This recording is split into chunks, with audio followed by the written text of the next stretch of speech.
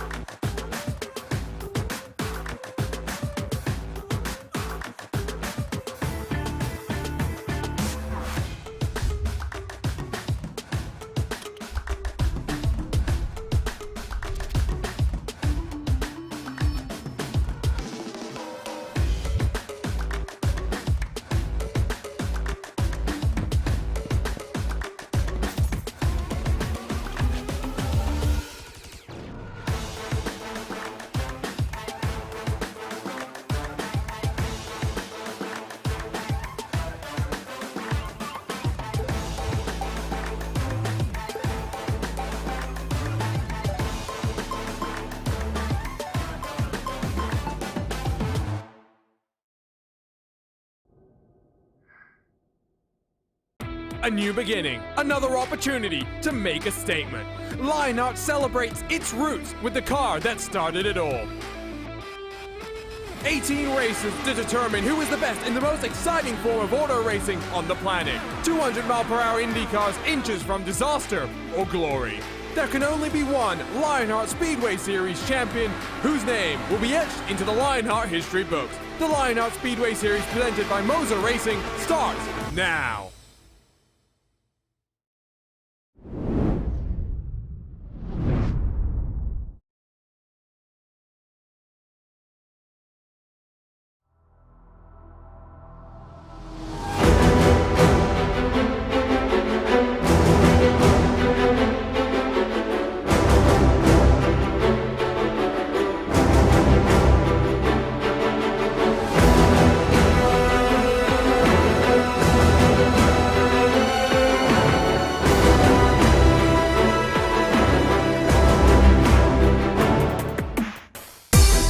Last time out, the term No Limits Texas was truly tested. After several late race incidents, including a final restart stack-up, Andrew Wood crossed the line first under yellow. Now, with several drivers looking to rebound after the crazy finish to that race, they look to be tested with a jump to a track that could be challenging to conquer. Last season, the Milwaukee Mile had a Dallara DW12 Lionheart record, 10 caution flags. How will this year's race fare out?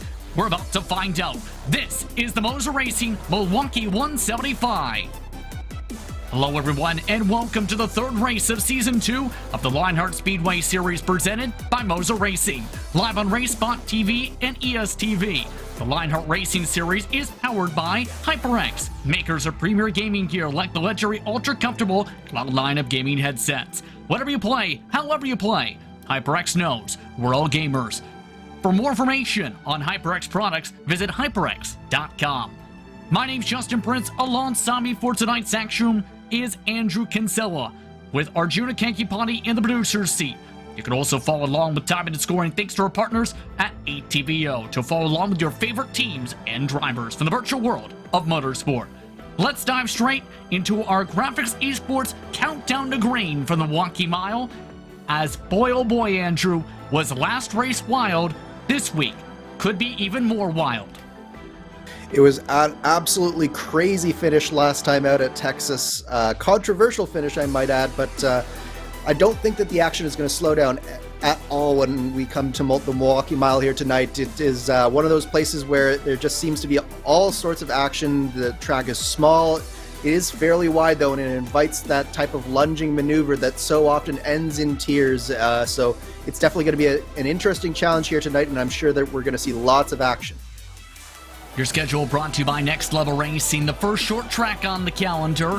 First a little while all the way to Gateway. It could be an important part for drivers this early part of the season, especially with the contrast seen from the 2 races on the campaign, to say the very least, Andrew. Homestead in Texas. Now you have Milwaukee and Pocono the next 2. Absolutely. It was flat out at Texas and Homestead, but Milwaukee, there's a lot more driving that these drivers will all have to contend with tonight. Lots of even potentially some braking action that we might see just because of how flat this track is and how you need to get this car around the circuit. And then, of course, it all sets up for 1 week from today at Pocono, which will be our first Triple Crown race of the season. And a lot of these drivers will be looking to get some momentum going before they arrive at that Triple Crown race.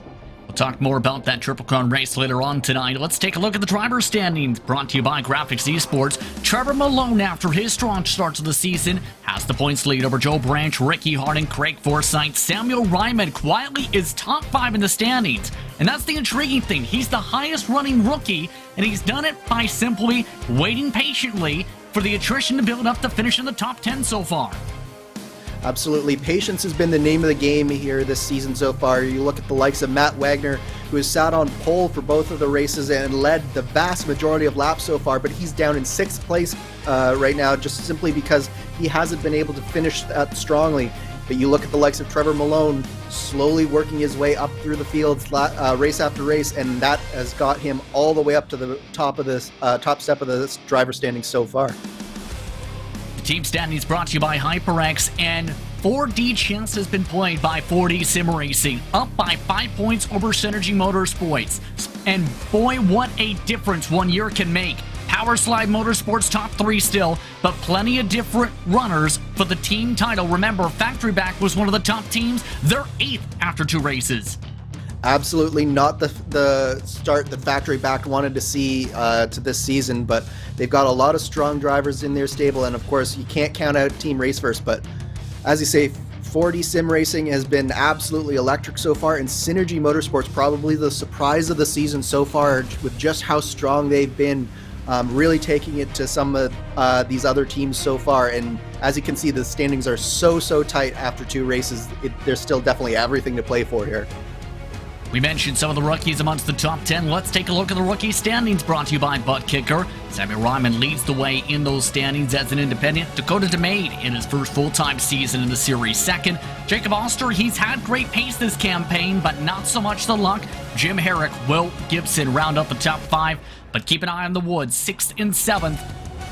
Those drivers going to be intriguing. It is worth noting that Andrew Wood, after what happened at Texas, 25 points was the penalty for him after that event, which dropped him significantly down the pylon. Yeah, definitely a significant penalty, but it's going to be one that I think Wood is definitely going to relish the challenge of overcoming and really proving that that was a one-off incident for him. But now we have These are the series details presented by GSI, indeed, 2nd season of the campaign for Lionheart Speedway Series competition. Custom fixed setups built by you, Andrew. What will these drivers be feeling tonight at a track such as this as they battle for the cash and prize pool of $6,930 throughout the season? Yeah, so the setup here tonight, it's got a really high downforce setup on it just simply because of how flat this track is. You need every ounce of grip that the car can give you, and the trick will be maintaining the tires throughout the course of the stint and really allowing the car to continue to rotate through the middle of the corner. The cars that rotate the best and keeps their tires under them, those are the cars that will have the long run pace to really be able to take it towards the front of the field as the runs wear on.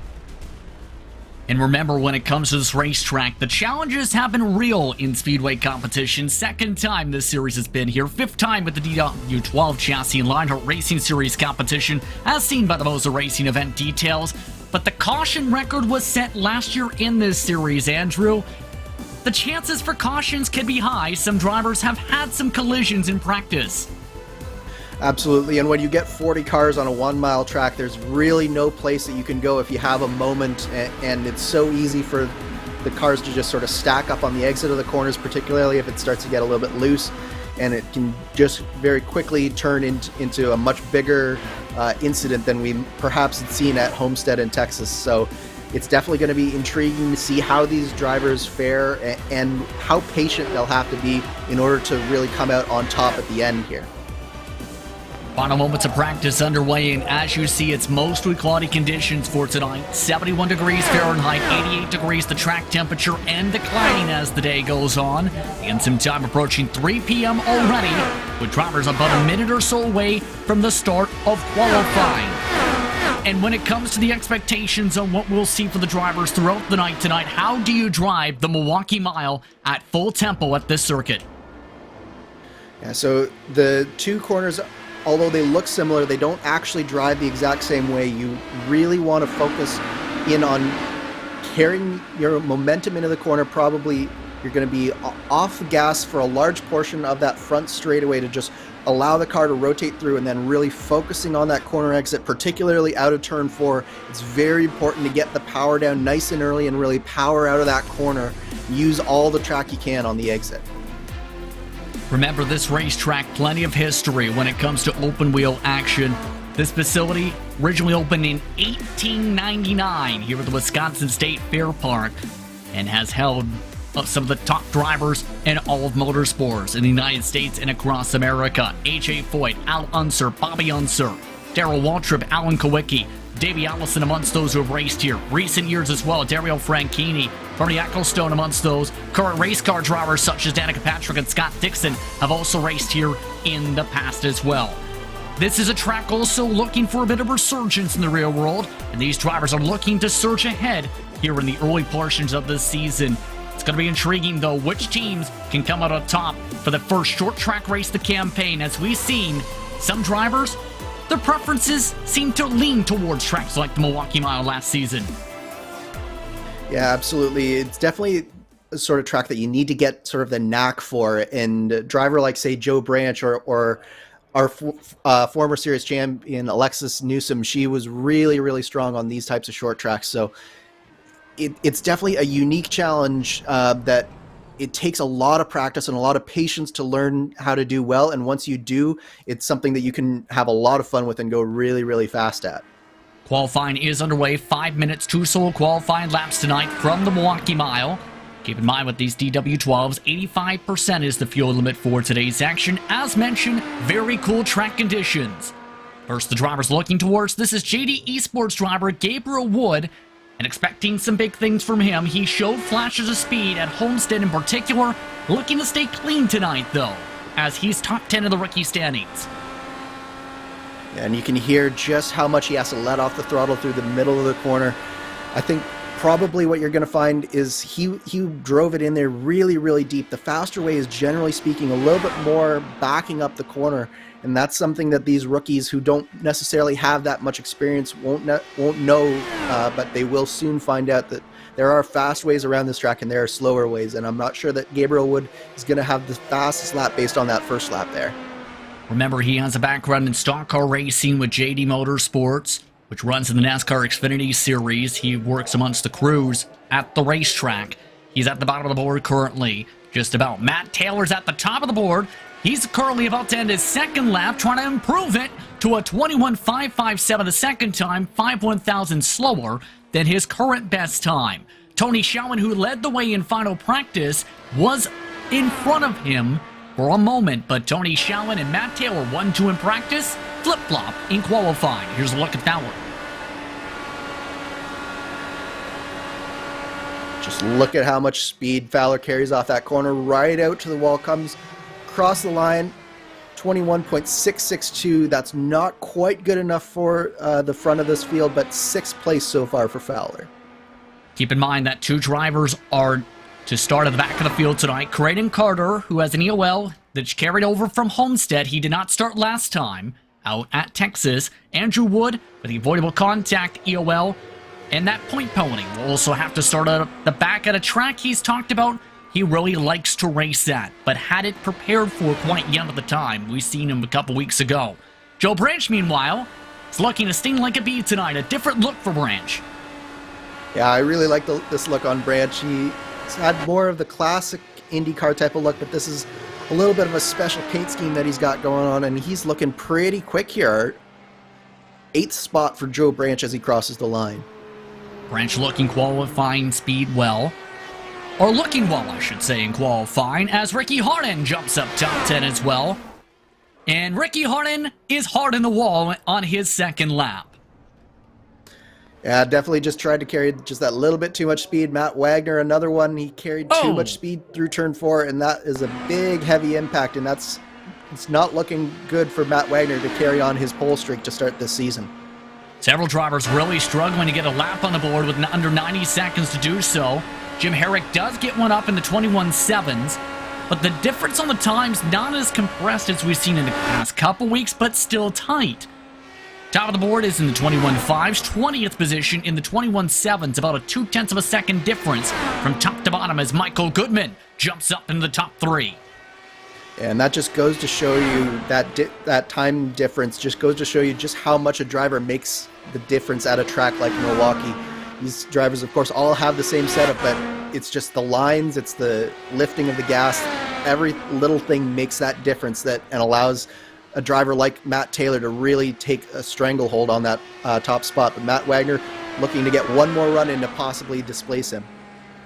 19th position, though, that's where he ends up finishing, and that's all the drivers who have elected to set times. Sam Crow has also not pulled onto the racetrack during this session, so 3 will elect to start from the back. 38 drivers are almost set to go to start on the grid for the Milwaukee Mile. Let's take a quick look at your starting grid from the fairgrounds of Wisconsin in just a moment. Andrew, your quick thoughts on what's expected to be action-packed tonight.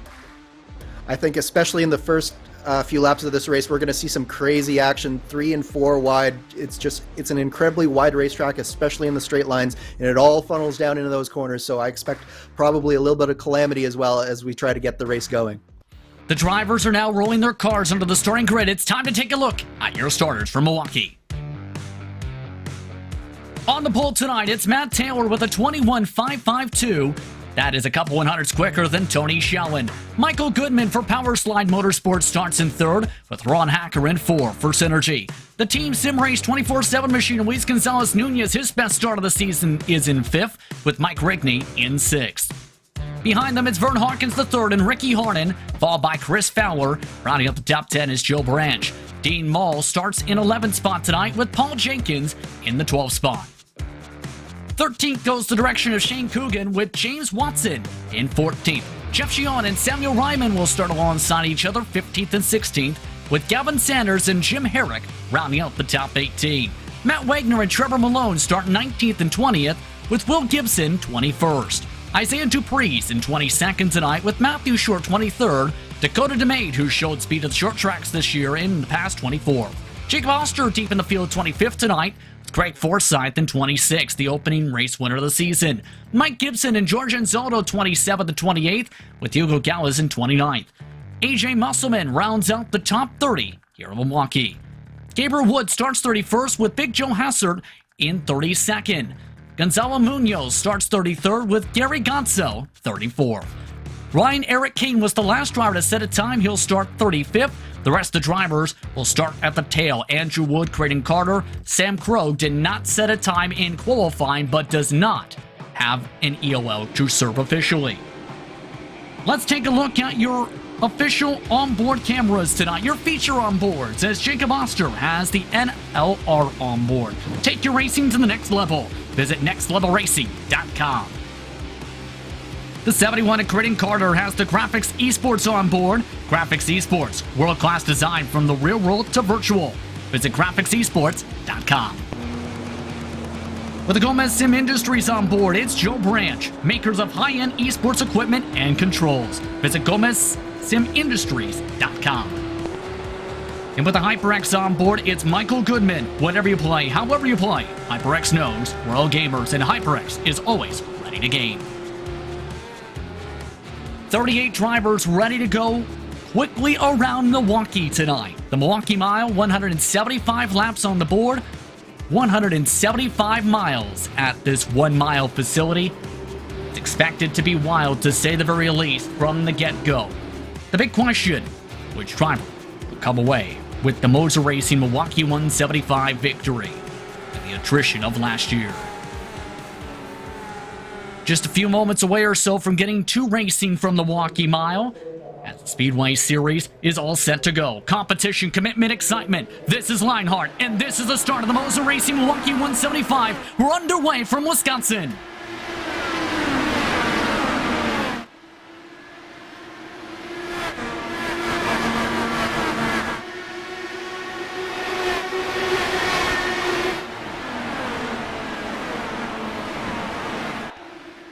And a great start from Matt Taylor. The first battling side-by-side is for about fourth. Ron Hacker already under attack from a hard-charging Vern Hawkins III. The red and black machine is up 3 spots. He's nearly to the wall as Nunez goes inside, nearly 3 wide. Definitely some wild action there. Vern Hawkins is a big mover on that start. He really, really nailed that start and used it to his advantage, but then nearly threw it all away coming out of turn 2 on lap 2. But the big loser, I think, there was, as my timing screen just goes completely blank for a second. Well, one of the drivers who definitely went backwards, Ron Hacker, he's lost 3 spots in the span of 2 laps already, Andrew. Yeah, it was Ron Hacker who we saw that was just going backwards there, and it's one of those things where sometimes you need to be really, really aggressive to start this race, and sometimes it's better to lay back and just see what happens. And we saw both of those strategies, but I do think that just with how tough it can be to pass around this place, particularly as the run goes on, that aggressive lunge from Vern Hawkins and from the likes of Luis Gonzalez Nunez and some others that we saw really will pay off for them trying to make hay while the sun shines here. Well, keep in mind the sun isn't really shining today. 71 degrees Fahrenheit right now, 81 track temperature. Very cloudy conditions. You see those temperatures? 317 in sim on May 15th, 2022 in sim. It's going to get very cool today, to say the very least. It's very grippy right now. Yeah, absolutely. And these cool temperatures will really be helping a lot of these drivers, particularly the rookies who might not feel as comfortable. This tire model really likes the cold weather that they have here today, and it should just be providing them just a little bit of extra security to maybe make some moves that they might not otherwise have been looking to try and make a move on. But one of the movers that we've seen so far, Sam Ryman, has gone a little bit backwards at the start, but he's definitely looking to reverse that here as he's all over the back of the car in front of him. Big run for Samuel Ryman. He ducks underneath the car in front, and Dean Mall looks to complete the pass down the bottom side and does. And that's the interesting thing when it comes to the circuit. Clean air vital, of course, but it's also a track where multiple groups can come into play. However, Matt Taylor, he's showing he wants to run away from the play time. He's up by nearly 2 seconds already, and we're not at lap 10 yet, mind you. Yeah, Taylor's absolutely using this clean air to his advantage. He's just trying to run away as fast as he can. Michael Goodman trying to keep him honest, but that dirty air that you get at the big tracks, it's even worse here where you're so reliant on downforce, and even though you have those big wings, the aero push is such a big factor, especially when you have a clean air driver in front of you like Taylor is right now. But back here in the pack, this is where all the action is. Jacob Oster is in a hornet's nest right now. See Oster amongst those, trying to charge ahead in the rookie campaign. Up 4 spots. Alexis Newsom is on the box for the number 9 machine. Remember, came to a bit of strategy at the Milwaukee Mile last year, as well as trying to keep yourself out of the attrition. That's going to be helpful, having that assistance, to have someone with the experience to be able to slice and dice through 3 wide like this. Oh, that's a little bit too early for me to be supporting that 3-wide action, but if these drivers are comfortable with it, they've made it work so far, but I'm sure that Jacob Oster would rather they settle down just a little bit, or at least until he gets through this field, but he's definitely on the move, and he's looking to go even further up. I think that's Dean Mull falling one more position down to Jacob Oster here. Keep in mind when it comes to the fuel window, when talking a bit about the strategy that came into play last year, this year's fuel window stints are projected around 52 to 53 laps. Expected to be a 3-stopper depending on how the cautions fly here at the Milwaukee Mile today. Still looking in the middle of the pack, a little bit of a close call as DeMay tries to clear himself or cross the front nose of Mull, who has dropped 16, how about 17 spots now in the battle with Dupree. Yeah, this has definitely not been the start that Dean Mull needed or wanted. He just doesn't seem to like that car, but he can't... I think he's just not comfortable on that high line, but he can't seem to find a way to get back down onto the low line. Meanwhile, looking up a little bit further up the grid, battle for 13th here, Shane Coogan, Jeff Xiong, Gavin Sanders, and Trevor Malone, your points leader, all going at it here. Side by side, Sanders and Xiong through turn 1 and 2. They've been side by side for a good 2 laps there before Sanders finally makes the pass work there. And you mentioned that passing could be difficult. In the pack, it seems it's very busy. Coogan in particular getting the run right here on Ricky Harden, for a good example.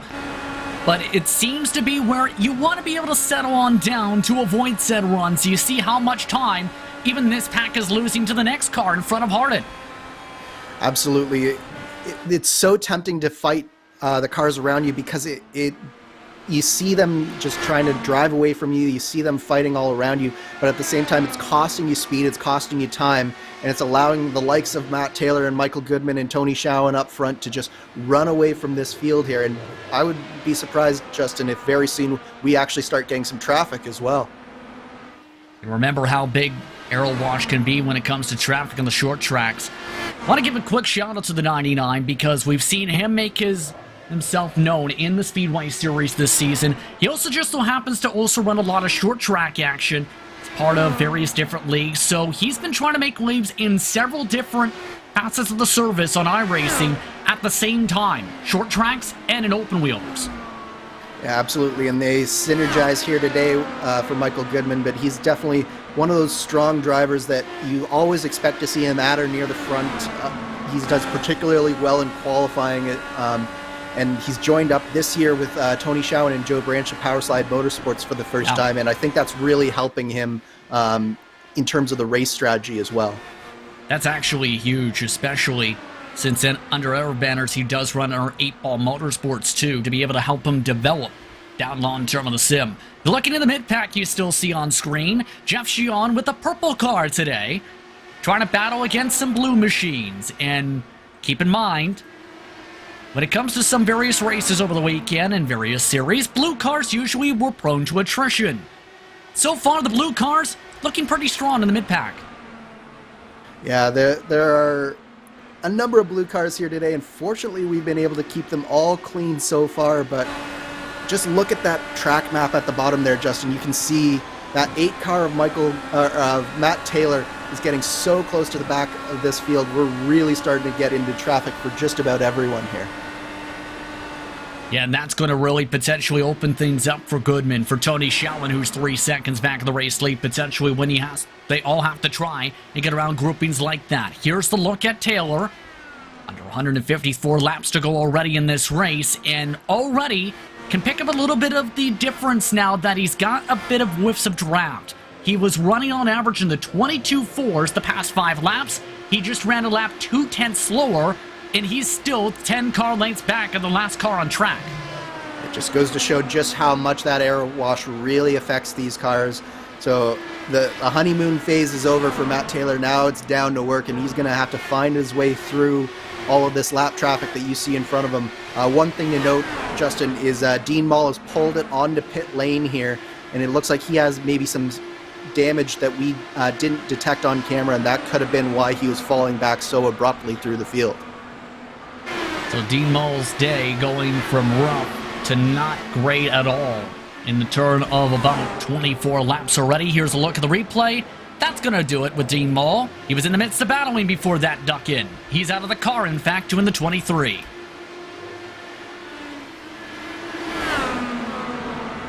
Meanwhile, go ahead. I was just going to say, meanwhile, we've got some serious side-by-side action. Dakota DeMade and AJ Musselman, they've been going at it for a number of laps here. DeMade really wants to make that outside work, but Musselman is making the low line work, and he's not letting DeMade have that outside for granted there. Lots of hard fighting at the back of the grouping. Remember, these leaders will have to pass by these cars in a little bit since they are only a couple turns behind. DeMade trying to find a way to get himself forward here. Wait from all this. Musselman trying to run the bottom. Wood, he's been stuck in the back all day. Here's a look now. And some of the more hard-charging attempts from Big Joe Hassert this time to the inside, yes. We've seen Big Joe Hassert make lunges like that before, and that was definitely a patented Big Joe lunge, but Musselman is now holding the outside line here, and it really does seem like that outside line, you're just able to roll the corner just slightly better than that inside line, and even though it does look like Hassert has a fair bit of speed under him here today, he's just not able to get around on that inside line here. Yeah, it seems like the outside line showing some good grip, the bottom's showing some good grip. It seems like it's been difficult to make moves. See right there, Anzaldo trying to build up a run high side with a bit of clean air and use a bit of the ramp of the banking. Not able to close up and in quite yet in the 20s still. And a bit of contact, Anzaldo having a check up. Dupree avoids a bit of damage there. Wood also gets checked up in that. No caution, we stay green, just a little scrapes on the end plate. Yeah, that was a big accordion effect going into turn one there, and Anzaldo came out of the worst of it, but it does look like I think everyone did escape damage there, but that was very tense moments, and we got very lucky that we didn't bring out our first caution of the race. Very, very lucky indeed. Matt Taylor, by the way, still has a 1.3 second advantage, but it is shrinking in quickly with the traffic. He took a bit of time to get around Munoz. You see having a bit more space to work with behind now, yes, but Goodman, he's closing in and has been getting by the traffic a little bit quicker than the 8. Yeah, Goodman is so far really just done a great job of getting around traffic. And one of the things is, as the leader, these lap cars, they don't want to go a lap down, because once you go a lap down on a mile speedway, it's very, very difficult to get your lap back. So they're probably going to be fighting Matt Taylor really hard to try and stay on the lead lap. Meanwhile, once Goodman gets to them, they're no longer as worried about trying to stay on the lead lap. They won't fight him nearly as hard as they're fighting Taylor, and it will definitely be towards Goodman's advantage. See, some of the battling amongst that traffic, too, is for third. Nunez, with his best run of the season, dives his way to third. Can he make the corner fully, though? He's going hard into it. He does, as the traffic makes its way to the bottom to let them go. What a run for Nunez so far. His best qualifying performance of the year. His cleanest run so far. He's shown great speed on this track tonight. Yeah, absolutely. Great driving from Luis Gonzalez Nunez there. Definitely the strongest that I've seen him in some time. And you can definitely see, as we watch Nunez and Schoen go through these corners, you can just see how different a line they're both going into this corner. Nunez really arcing it in there. Tony took a shallower line, and you can see how much the car pushes out on exit for Tony Schoen there. So it just goes to show you that there's more than one way around a track like Milwaukee, and it really is down to the driver, and Luis Gonzalez Nunez doing a great job so far. Meanwhile, let's take the chance to look towards Paul Jenkins, who's having a solid run in the mid-pack. He is your MOZA Racing driver to watch in feature tonight. 17 starts in the series so far, 4 top 10s. 1 top 5, that coming at New Hampshire. He showed good pace on the short tracks in the past. He's having a strong run tonight for a driver profile, looking to back that up tonight. Jenkins is another one that the short tracks definitely are one of his strong suits. You can see his best finish, obviously, at that New Hampshire track.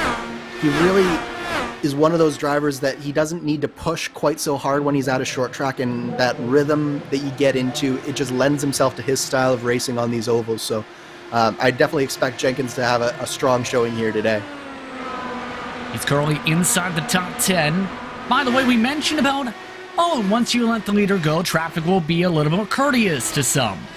Goodman just lost a second trying to pass by 2 cars, and Nunez is now within the draft of him. Yeah, that's the unfortunate part with traffic, is they might be more willing to let you go by when it's one-on-one, but when there's 2 cars going side by side, they want to fight because they're fighting for position as well. But we've got some early pit stops here.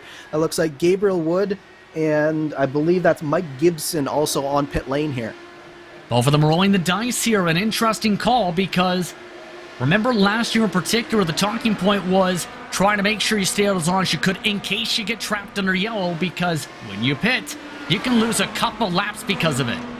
Yeah, absolutely. It's 2 laps down, not 1 for a trip down pit lane here. But one of the things with Wood and Gibson is they were a little bit farther back in the field, and I think that they just need that fresh rubber on their tires to really start trying to generate some traction towards the front of this race. So if we stay green here, and that is a big if, so far so good, but if we stay green, it could all cycle through for them, and they could end up using this undercut to their advantage, but it is a big risk for sure.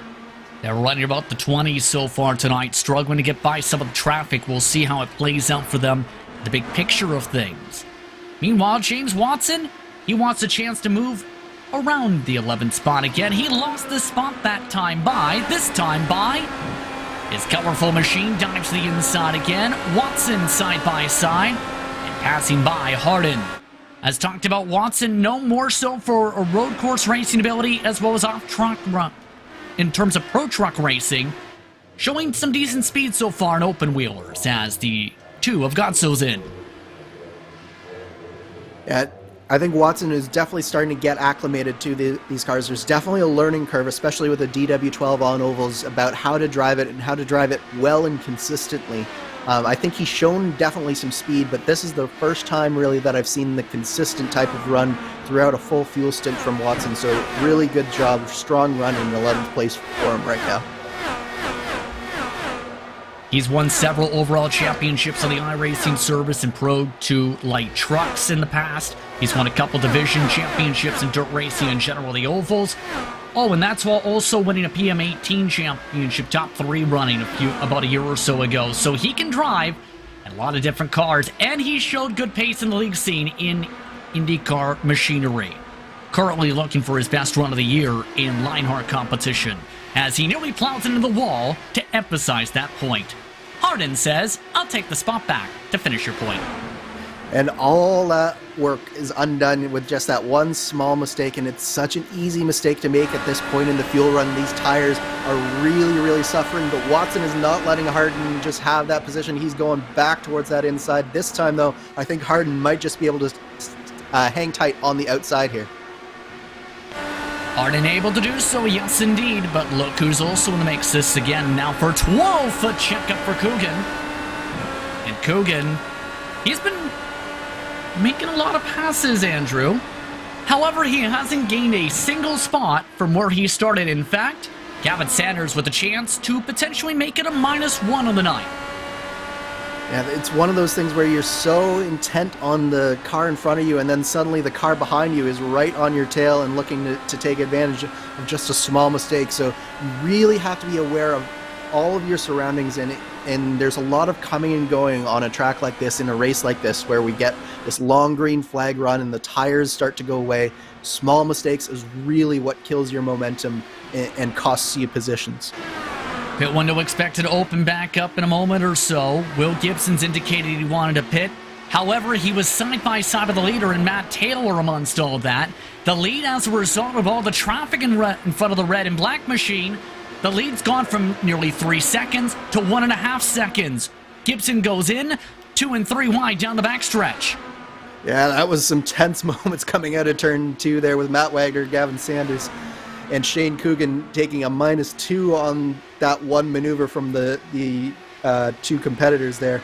But Gavin Sanders, he's really looking strong as well here, Justin. He's one of those drivers. He was strong at Homestead. He worked some strategy at Texas, but this is really a run that we've been looking for him to put together and really get a full fuel run and move his way through the field, because we know he's definitely one of the faster drivers here. More pit stops: Jeff Gion, Matthew Short, Chris Fowler, Ron Hacker, several more calling in or coming in. Interested to see how long the pit stop is for the 20, because right as you're making that point, Andrew, he made side pod to side pod contact with Paul Jenkins. No damage repair, though. He looks okay. Nunez, Hawkins the third, also jump in. Of course, these cars are on the old damage model, so there are much fewer repairable items on these cars compared to your IR18 these days. But hopefully no damage on Chris Fowler, no wing damage certainly, but we definitely are in the thick of the pit stop cycle. Taylor is on pit lane here, as long as Goodman. Something's happened to Tony Schowen. The leader is in, yes, but Schowen, who was in the top 3, has gone in the wall because someone exiting the pit lane spun up the track and Schowen bounced off of him. No caution, no. We stay green, but Schowen is out of contention the rest of the way. What an unfortunate incident for Tony Schowen. This is the second week in a row for him after he was caught up in that whole Andrew Wood debacle at the end of last race. This is the second week in a row that someone has just spun out right in front of him and left him absolutely nowhere to go. You can see just that right straight, hook straight right there. I'm not sure who that driver was on the apron. It was Will Gibson. And yeah, he just, there's a big bump on that apron there, and it's a very, very flat. So I think when he hit that bump, it just pitched him sideways and straight into the path of Tony Schowen, and just so unfortunate for him because he was doing so well. And the sounds say it all. Will Gibson way loose on that pit access road, hitting the grass, and this is not a very easy exit to get around. It's very easy to clip the grass. Some drivers I've already seen have lit up the tires getting onto the gas on that apron tonight. Yeah, it's one of the trickier pit outs in all of iRacing, just between the bumps, between the grass and how narrow it is, and also just how close the cars on track get to you. Yep. Because you can see just how close. There are some drivers who will even put 2 tires on that yellow curb there, so it is just so tricky to get out of. Speaking of things closing up, Luis Gonzalez Nunez went for a 1-lap undercut. Well, before, Craig Forsyth, thanks to the pit lane in between them, it was down to a 0.7 of a second gap between Taylor and Nunez. Luis Gonzalez Nunez has used strategy to get himself up there. Forsyth on his exit nearly looped it himself before. That broke up the battle for the race lead a bit. Yeah, but Luis Gonzalez Nunez is definitely on a mission here today, Justin. He is not letting Matt Taylor out of his sights, and he's disposed of that Craig Forsyth traffic, and he is just hounding the back of Matt Taylor and just pulling in lap by lap here. So I think we're in for a little bit of a fight here in the next few laps. Heavy traffic to deal with, though, because James Watson's in the mix there. You also have him getting checked up, in fact, by him. Also having to find a way around in the next lap or so, George Enzaldo. Keep in mind, when it comes to a few of the drivers, Watson had a 1 minute and 21 second stop. The lengthiest of anybody. Ryan Eric King had to make a wing change. Sam Crow has just completed the first pit stop window. 2 more pit stops expected for the rest of the race here today. As you see the track map, very congested, as we talked about. Not going to be easy to find clean air to get yourself a breakaway like some of the drivers have. No, it really isn't. And especially with all the green flag running that we've done, this is just contributing to that traffic. And it is sort of an equalizing factor, I think, Justin, is you have to be, This is why Watson had a 1 minute and 21 second sequence. He spins it on the access road. And guess what? If you pass that yellow rumble strip at all, that counts as an unsafe pit exit. Technically, I believe that would count for it, and he in fact towed it on top of that instead of backing it up into the grass. Yeah, I think that he knew that his options were take a penalty there for an unsafe pit exit or take the tow, and it probably amounted to basically the same amount of time on pit lane for him. So don't blame him for taking the tow there. Definitely saved us some time. But Luis Gonzalez Nunez, he is carving his way, actually right around Watson here, carving his way through this field right now. 1 lap car separating the top 2 drivers now. Nunez just has to find a way around Enzaldo to have a shot at battling with the number 8. Nunez, he has been a rocket ship tonight. His quickest laps have been on average in the 22.2s. Taylor with the clean air in the 21.8, yes. But it's been Nunez who's been quicker than the race leader on average by up to 0.2 a lap since the pit stop sequence. And it's all about mastering that traffic, and I really think that Luis Gonzalez Nunez, his line is really good for getting around people and getting through the traffic quickly. And Matt Taylor is just not able to quite get through it as fast as Luis Gonzalez Nunez. That being said, Nunez is still struggling to get around George Anzaldo, although I think he might just be by him now. Traffic divot, traffic take. Anzaldo actually still side by side with Nunez. Taylor has his first clean air pocket in a little while, albeit off the draft Musselman. Battle for 12th, a bit of contact. Up the racetrack into the side pod, creating Carter. Lap traffic 31st, getting shoved up. Yeah, that was a little bit of a please get out of my way shove there, and they were both lucky to get away with that, but Carter is definitely sort of in that hornet's nest. Trevor Malone is the next driver to try and get around Carter here, and it's just one of those cases where there's really nowhere for this lap traffic to hide. There's no good and easy way to let these drivers by without losing massive amounts of time here. So Carter's doing a good job just staying on that outside line, but sometimes these drivers can definitely get impatient. Nunez now has got himself some clean space. Taylor is still riding behind AJ Musselman, though. Will this help the 14 close back on up? He is now within 8/10 once again. He's really strong on corner exit, especially off turn 4. In the heart of the pack, meanwhile, Andrew Wood tries to make his crusade forward still. The Synergy Machine is now up 20 spots after his EOL and point penalty from Texas. Andrew Wood has done a fantastic job to get through this field so far, but you can just see how much time, looking at that timing screen, how much that EOL is really costing here. He's a full 15 seconds back of Matt Taylor, even though he's been turning really fast laps. He's been trying to follow along with Jacob Oster here through this field, and he's so far been basically in his wheel tracks basically since this last pit cycle happened. But no! Into the back end. Caution flag is out. That is Gonzalo Munoz, who is upside down now in 1 and 2. And we're under yellow for the first time tonight for the MOZA Racing Milwaukee 175. My oh my, we were on board with Andrew Wood there, and it just looks like Wood probably gets in there a little bit, probably turns in a little bit later than Munoz thought he would. But then again, Munoz turned in fairly early for this corner. So I think it's one of those racing deals here, Justin, where car on the high side tried to go a little bit low, car on the low side tried to stay up, and they both just came together there, and Munoz definitely got the worst of that deal there. Seen the onboard from Samuel Ryman, who had to take evasive action. Here's another look from the helicopter cam. You see in the slow motion how close it got an entry? A by race car.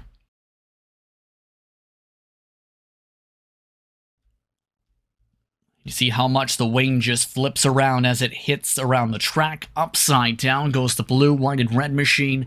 Under yellow for the first time tonight. But pit strategy has come out. Massive gambles by a lot of drivers here. It's a tight one stop from here. Nunez, Rigney, Fowler all decided to stay out, as well as Coogan and Oster. Everybody else has taken service. Yeah, I'm really surprised by Nunez, Rigney, and Fowler. I definitely think this is the wrong call. What's the saying, Justin? Cautions breed cautions, and a tight one-stopper can very easily turn into a comfortable one-stopper. And it's really, I'm not liking this call from Nunez, Rigney, and Fowler here. Yeah, this is really interesting, this decision by some of these drivers here. How this could play out. A few drivers are electing to come back down, keep in mind. As a result, some of them not able to get waves. AJ Musselman, who was just lapped before the caution, will take the wave around the iRacing pace car. Everyone else who is a lap down having to come down and take service here to keep themselves on said cycles. So that put us at about 21 drivers on the lead lap projected. The first driver 1 lap down, George Anzaldo. But remember last year, strategy came into play when it came to the race at the Milwaukee Mile. It's almost trending back that direction again when it comes to the fuel mileage now. Yeah, you always have to be so conscious of your strategy on an oval track in an IndyCar. There's just so many small, subtle details to having and picking the right strategy. and making it work. And it's moments like these that really can define your race one way or the other. So it'll be interesting to see how all of these calls play out. But again, I like the call to pit in on this caution here. Me too. But the thing is, how far back were Coogan and Oster? They actually cycled behind Matt Taylor. Yes, Taylor's advantage was so big, along with Nunez for that race lead, that they finished their entire service under caution and cycled ahead of two of the drivers who elected to stay out in that window. And from what it looks like now, they will have to start behind Taylor. So 1 lap to go into the restart. Nunez, Rigney, Fowler, Taylor, Coogan, the top 5.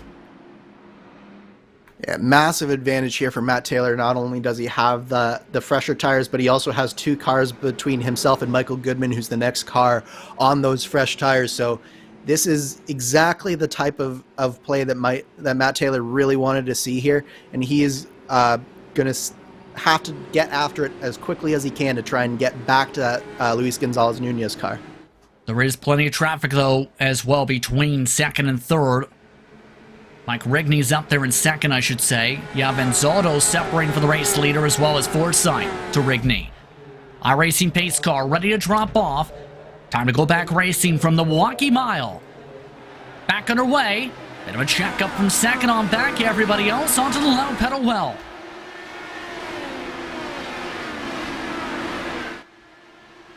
Nice and clean off the launch. Taylor already ready to make some moves, as well as several others. Taylor trying to position himself for the battle for third up the road. Yeah, this was exactly the type of restart that Matt Taylor really needed. He's already on the back of Chris Fowler and looking to use those fresh tires to their maximum advantage while they're still as fresh as possible. And it already looks like he's up in the third position here cleanly, and he'll clear him coming off of turn 2 here. Caution! Caution flag is back out. More trouble in the heart of the pack. We're under yellow, and it is Jacob Oster, who just stayed out under the last caution. He has been turned around by Michael Goodman for the second yellow. This is the danger of staying out on old tires, is Goodman is trying to race his way back up towards the front of this field, and Oster, he just didn't have the grip to have his car stick into turn 1 here. You can just see as we ride down the front stretch with Michael Goodman here. Goodman tries to go underneath him. Oster coming down, and then Goodman just pushes up just a little bit, and that's all she wrote for Jacob Oster. And can confirm it was bad enough to break the chassis because he has a meatball flag. He also had to put his car on the tow truck in turns 3 and 4. Here's an aerial look at it. Goodman, second on the pit strategy, dives underneath, and boom, to the side pod. Yeah, and Goodman, I think he just carried just a little bit too much speed through there and just traveled up the track. Oster really didn't do anything wrong there, but again, it's just the danger of the strategy that Jacob Oster was on, having these fast cars so anxious to try to get around you. Stuff like this can happen, and it's just an unfortunate way for Jacob Oster's season to continue here. We know how quick Jacob can be, but Jacob has not had the luck go his direction this year, to say the very least, as we're under caution for the second time, under 100 laps to go. Andrew Wood, AJ Musselman have both topped off. Here's what happened after Oster realized how bad the damage was. Yeah, that machine was very broken, unfortunately for him tonight. So now we reset the field essentially with that, and Zotto and Forsythe are still lap traffic between first and second on circuit. But keep in mind, there are now 5 drivers who have to try and hope for some more cautions at the right times to make it on a one-stop to the end on the same cycle as their competitors here. I don't know how this could play out, Andrew. How can this play out?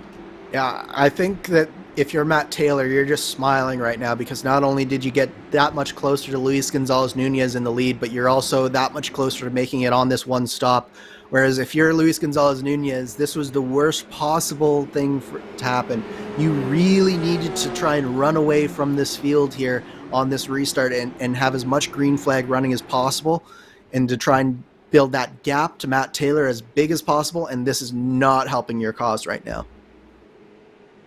It's been an intriguing night, and we talked a bit about some of the race details earlier tonight in terms of the history of this facility with this chassis. Of course, the 10 cautions last campaign, 4 were set back in Seasons 3 and 5. The most late changes were set back in Season 5 of the Lionheart IndyCar Series with this chassis. And I remember a few drivers in particular were trying to mention, remember the 17 here. So, I know how infamous and touchy that can be for Lionheart. Yes, it was one of those races that you just kind of want to forget here. It was definitely not Lionheart's finest race that we've ever witnessed on YouTube here, but it's definitely one that we've learned from, and clearly we are in no danger of touching that here today.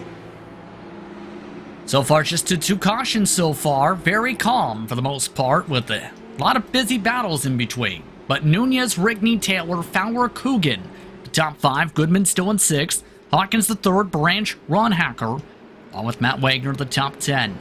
Amongst some of the biggest movers, Andrew Wood plus 17, AJ Musselman plus 10. Joe Hassard, who is a lap down, is plus 9 in 23rd, as well as Matt Wagner, up 9 also. 97 laps to go from iRacing's virtual Milwaukee Mile. It's time to go back racing. Luis Gonzalez Nunez in control of the field. Green flag's back out. Another rough start for Rigney. Yeah, Rigney just isn't timing that very well, and it's allowing the cars in front to get away. But meanwhile, we've got a bit of a hornet's nest here. Michael Goodman round the outside here. That was a strong power move from Goodman, but it'll be interesting to see whether he faces any supplementary discipline here, and all of this running could be for naught, but he definitely looks like he's got a fast car under him right now. Race controls confirmed. That will be reviewed post-race what just happened the previous caution, but Vern Hawkins the 3rd really struggling in the aero watch last corner, able to defend though for 7th on Joe Branch. Look from the rear wing. Hawkins trying to dive underneath with the front wing for 6th again. Oh, that was a dangerous move there. There was very little room there between the two of them, and margins are so thin, especially on a restart like this. You're trying so hard to try and get these positions up and do whatever you can, and then you have a small mistake like that, and then bam, Joe Branch looking to take 7th away from Vern Hawkins.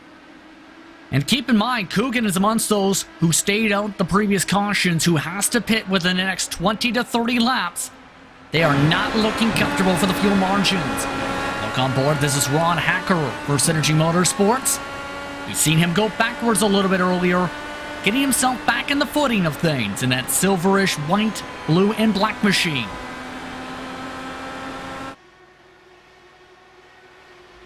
Meanwhile, in Matt Taylor land, he has 2x2 in front of them. Rigney trying to clear by traffic. He does with Enzotto. Yeah, this is...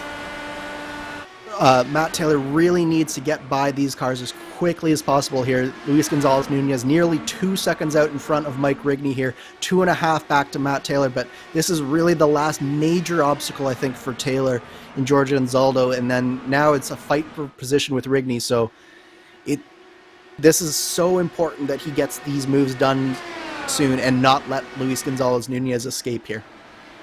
Especially even with the strategy difference, the track position being so vital, as we've seen throughout the night tonight, where if you start towards the back, a lot of drivers have struggled to claw their way out of the 20s, or in some cases the teens, and maintain those said spots.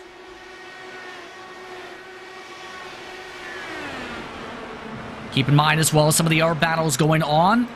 12th position has been heavy when it comes to Hardin and Sanders fighting as well, and several more trying to settle things on down, including Michael Goodman. He tries to charge ahead from 4th. But the MOZA Racing Milwaukee 175 continues on RaceSpottv and ESTV right after these messages.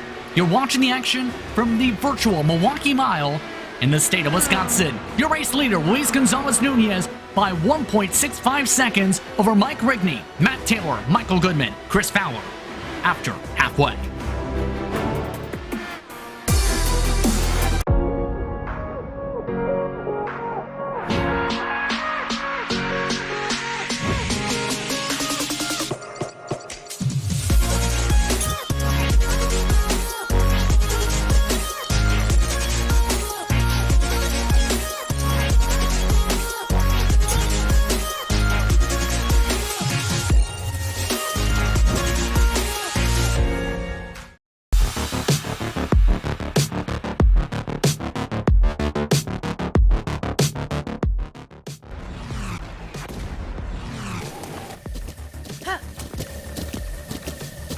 With the Buttkicker Gamer 2, what you see and what you hear is what you feel.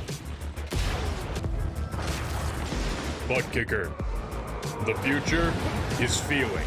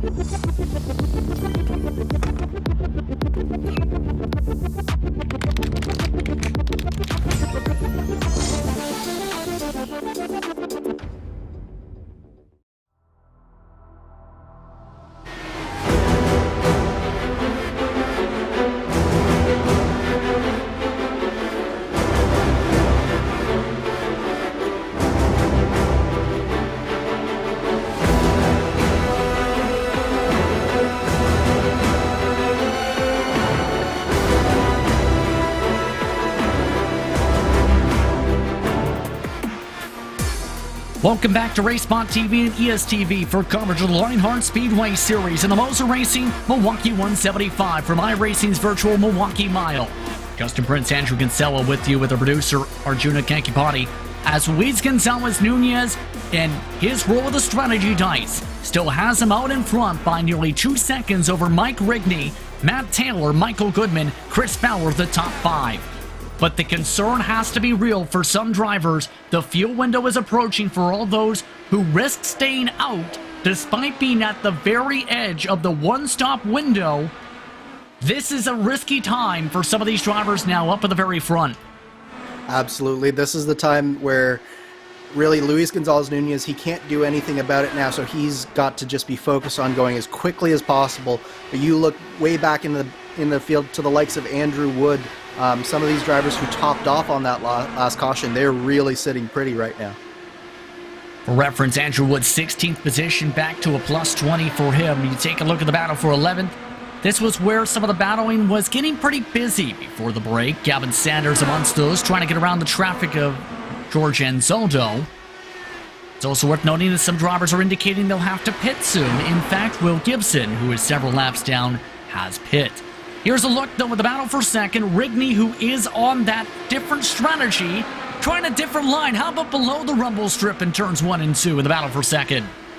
That was an interesting line there from Mike Rigney. I've never particularly found that bump down there that appealing there, but he's now given Matt Taylor the opportunity to get his nose in there, and I think that's all the invitation Matt Taylor needed. This should be P2 for Matt Taylor, and he will be setting off in search of Luis Gonzalez Nunez now. Rigney currently about 10 laps at best around that fuel mark. Joliast will come down. The estimate's not looking pretty for those who have risked the stay-out strategy for the track position. Take a look, some of those battling for some of it still. Amongst those, Trevor Malone, a close call. Big Joe Hatzer contact. Ricky Harden having a dodge left from it. That was such close racing there. And Joe Hassard is definitely one of those drivers that is not afraid to get very close to other drivers here. Sam Ryman in the popcorn position here. Ricky Harden, Big Joe Hassard. It's one of those pairings that can definitely probably make you a little bit nervous, as evidenced by that hard-in-the-wall sticker on the back of Ricky Harden's wing there. That's in reference to his Twitch channel, of course, and he's had some hard hits in this series as of late. In 2021 in particular, with some big crashes. He's been picking up more and more speed, though, especially in speedway competition this season. Keep in mind the driver they've been fighting with, Joe Hassard, is in 23rd, 1 lap down. But with 74 laps to go, a couple drivers might be starting to look towards that pit lane. Amongst those, keep in mind, Nunez, but also Fowler, Rigney. Shane Coogan also in that window. Craig Forsyth, who is a lap down, is also at risk of having a pit in the next few laps or so. In fact, Nunez is coming in this time.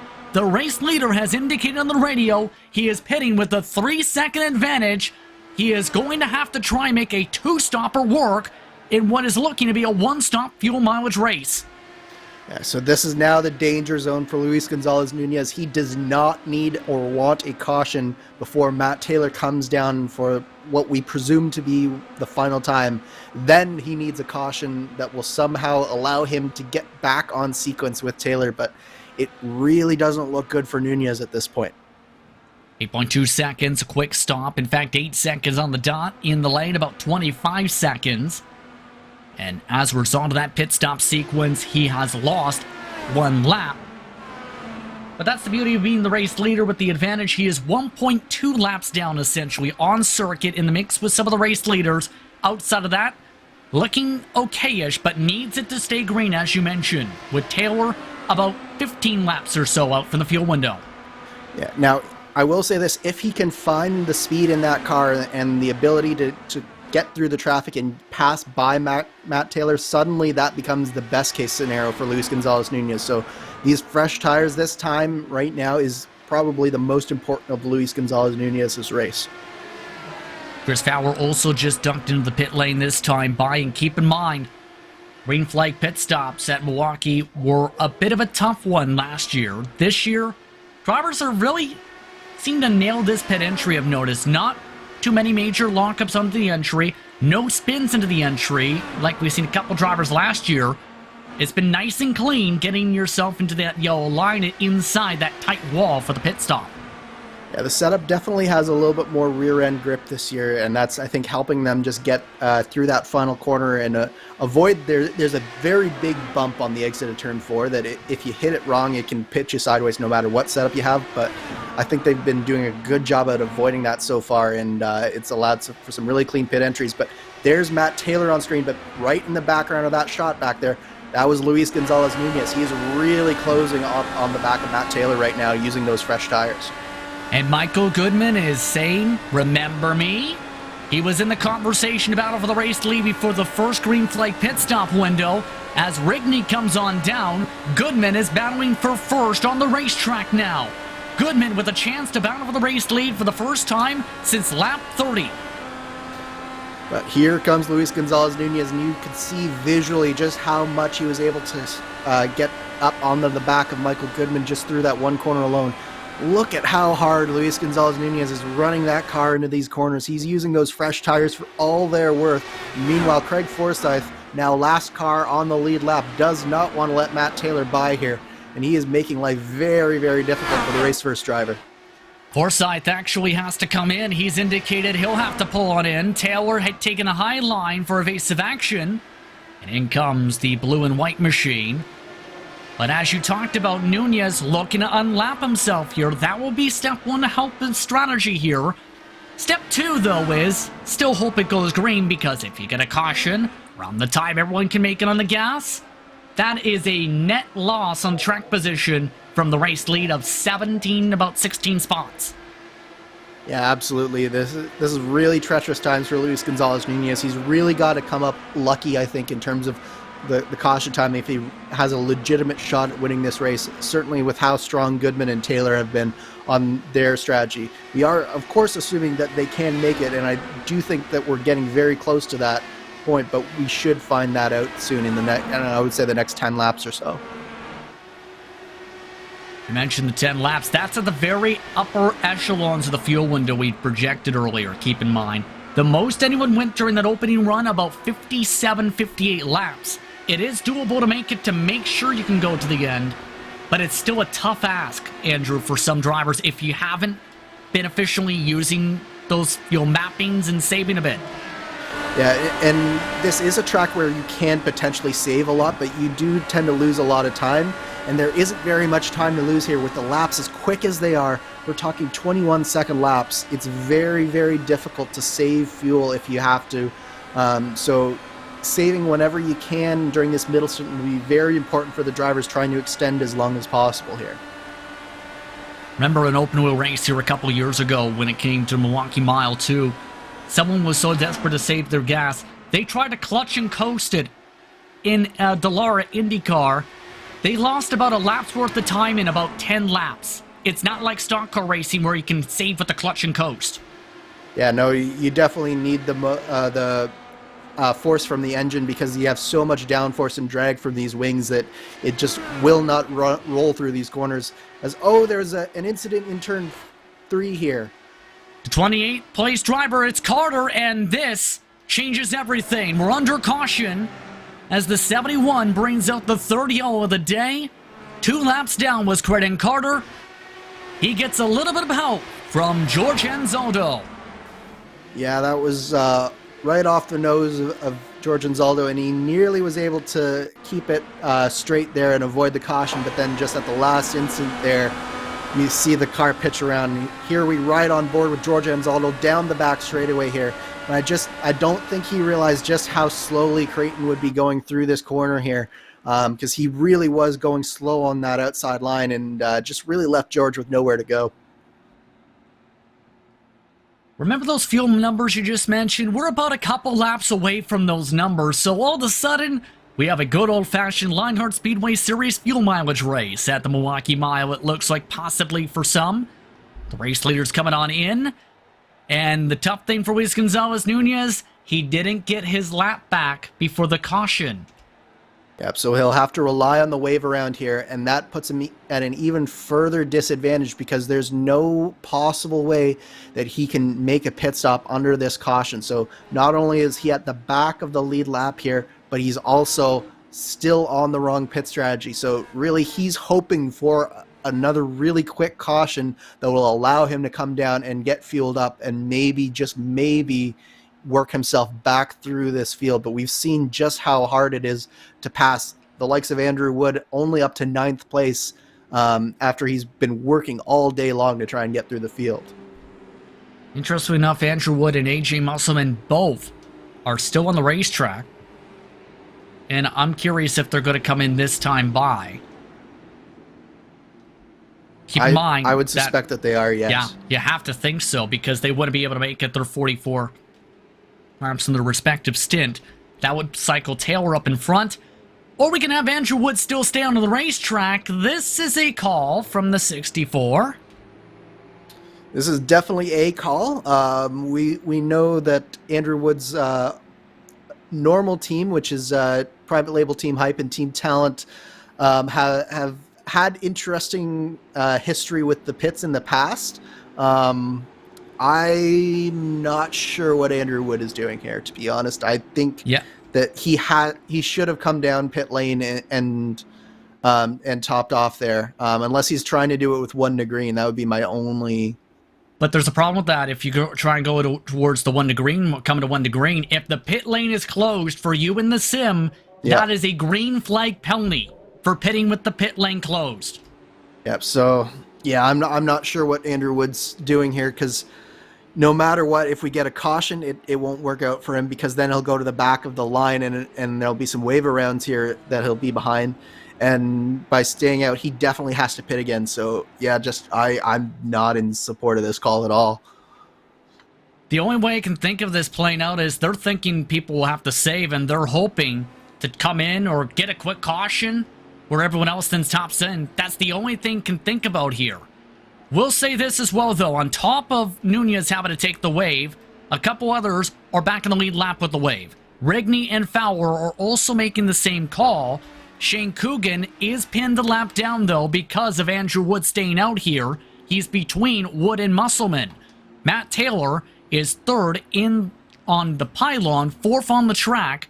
Then it's Goodman, Hawkins the 3rd, Branch. Then you have Gonzo 27th in front of Matt Wagner, Ron Hacker, Paul Jenkins, Gavin Sanders, the top 10. Who's ready for some strategy once again in the Speedway Series? There are plenty of fuel mileage races in 2021. The Milwaukee Mile put on the site for one potential fuel mileage race at one point. iRacing, all set to go. The pace car. off the track. Green flag is out, back underway.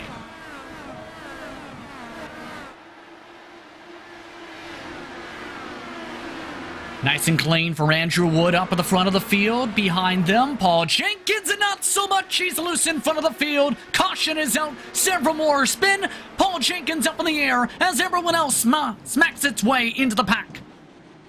That was the big one, and I do think that Luis Gonzalez Nunez might have also been caught up in that. So while he was looking for a quick caution, not in this manner, and Jenkins just gets loose on that inside line, takes out Ricky Harden, and then bam, what an impact that was. And you can see the green and white car on the outside there. Luis Gonzalez Nunez nearly gets through it, but just at that last instant gets hit. And then Chris Fowler also collected in that one as well. So a number of different cars will have a significant amount of damage. Can confirm Nunez, significant damage. Watson involved.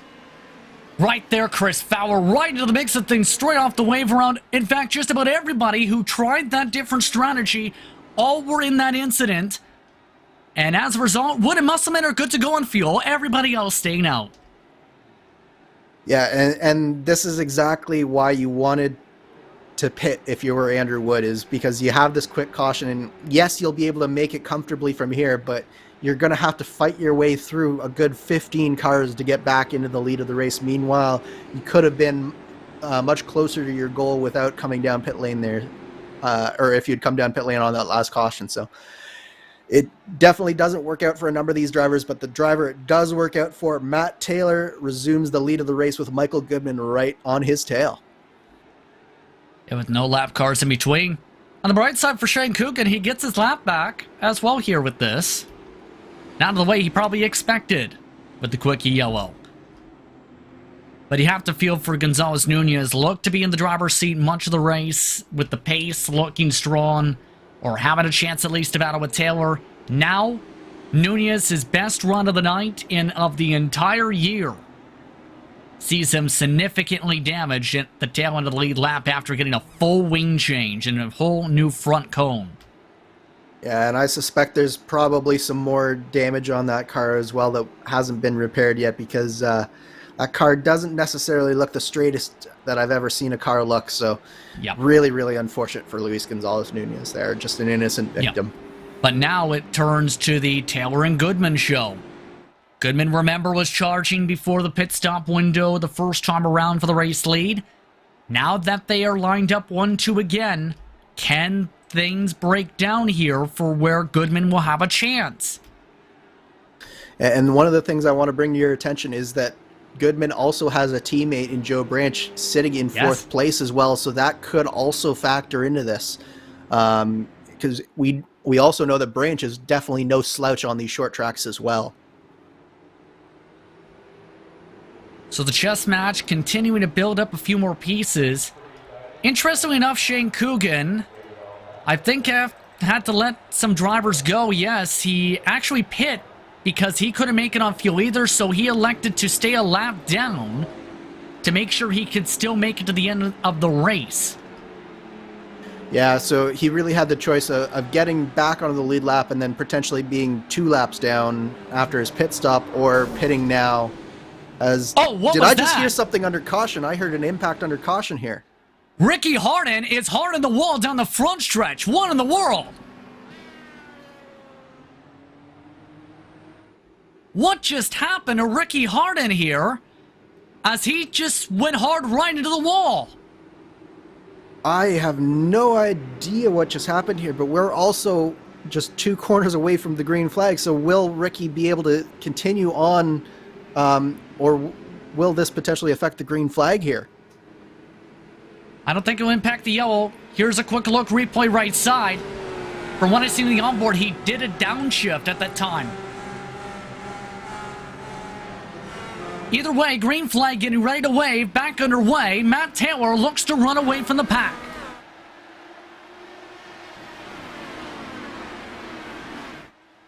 Goodman struggling with aero wash off the launch. Hawkins the third, not so much.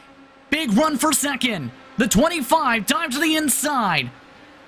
The battle of the red cars. Hawkins the third up to P2. We have race verse in P1 and 2, power slide P3 and 4 right now, and that was a really nice move there by Vern Hawkins III. He's been showing a lot of speed all through the week, and definitely be very comforting for Matt Taylor to be to have that teammate behind him now. Joe Branch right in behind his teammate in the GSI on board, but he's got Matt Wagner all over the back of him as well, so we are no shortage of action here on this top 10. Gavin Sanders, his best run of the season so far, too. Looking at battle, but he has to fight against Trevor Malone, the points leader entering tonight. Blue and Black Machine sticks it towards the line. Still side by side, though. By the way, second on forward, have broken away by 1 second from Michael Goodman on back. It's just that clean air is really making a difference for Matt Taylor and Vern Hawkins. They're looking super strong out there. Meanwhile, here we are all the way back in 12th position for Andrew Wood. He's fighting here with Jim Herrick, and you can just see how devastating an effect that had on Wood's chances, because he is just nowhere close to the front of this field right now. Can confirm that Ricky Harden has been posted by Race Control. He has gotten a new front wing on his number 7. However, with that incident, he is now firmly 1 lap down. We still remain green regardless. Wood still trying to battle, also trying to battle AJ Musselman, who's on the same strategy as Wood tonight. 12th and 13th for those cars, plus 24, plus 17 respectively.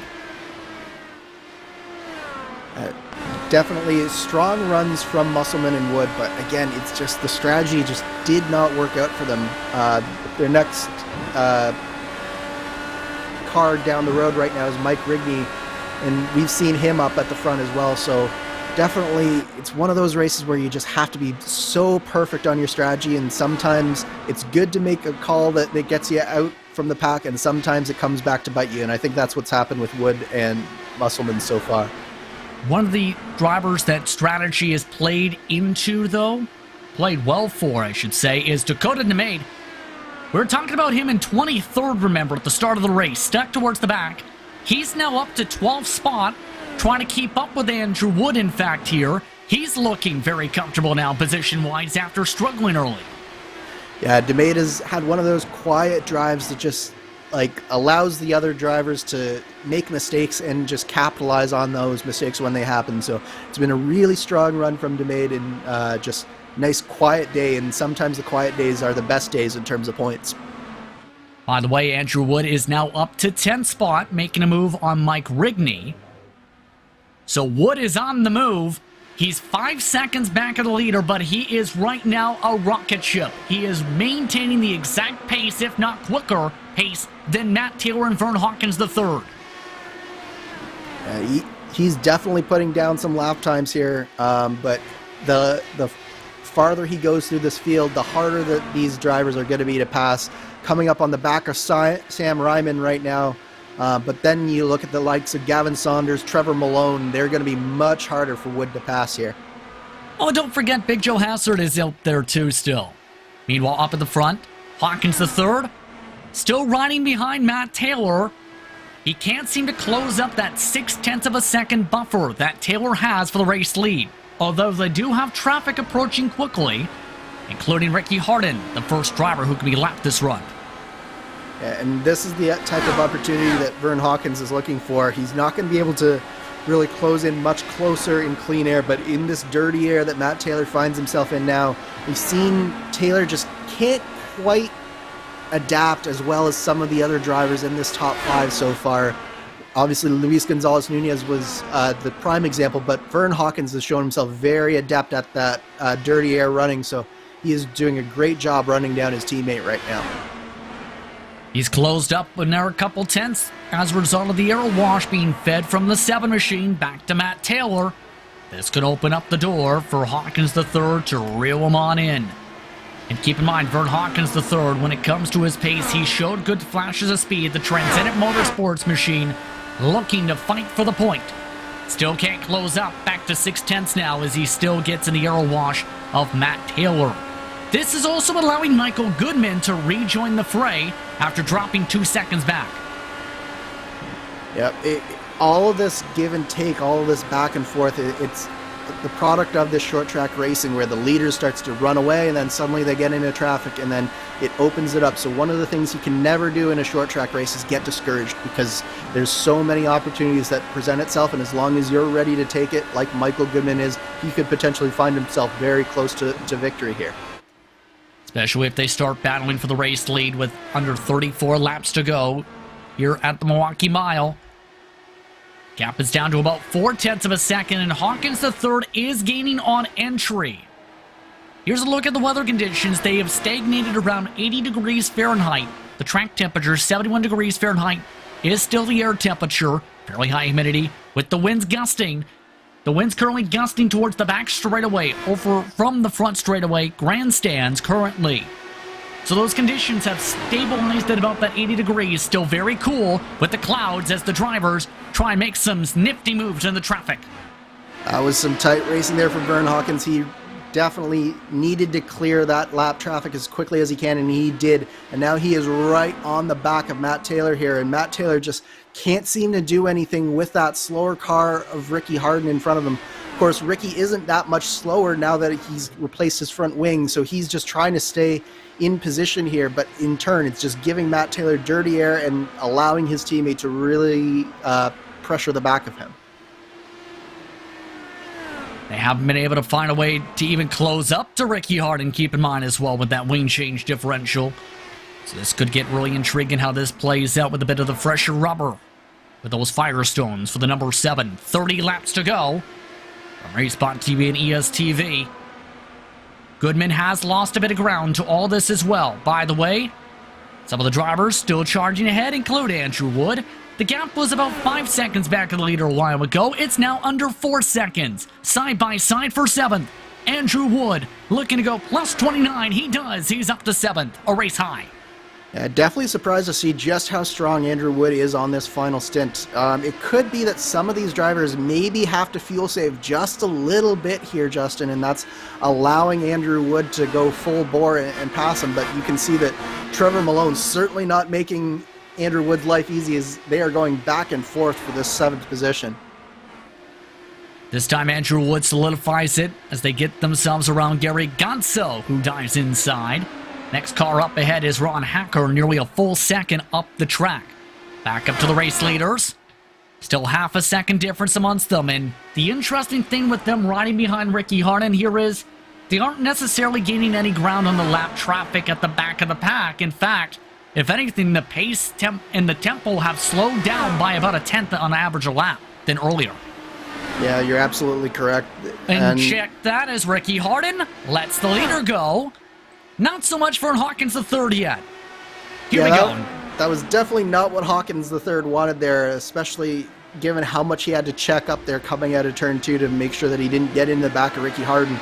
But this is a released Matt Taylor, and this is really going to tell the tale. Is Vern Hawkins going to be able to stay with Matt Taylor, or will Matt Taylor, now that he has some real clean air in front of him, is he going to be able to stretch it out and take a stranglehold on this race?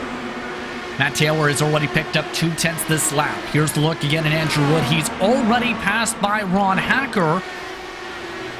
The gap is still 3.8 seconds from the race lead, though. A long way for Wood to try and track ahead to get to this red machine, which is electrifyingly quick now with the clean air. 22.3s last time by.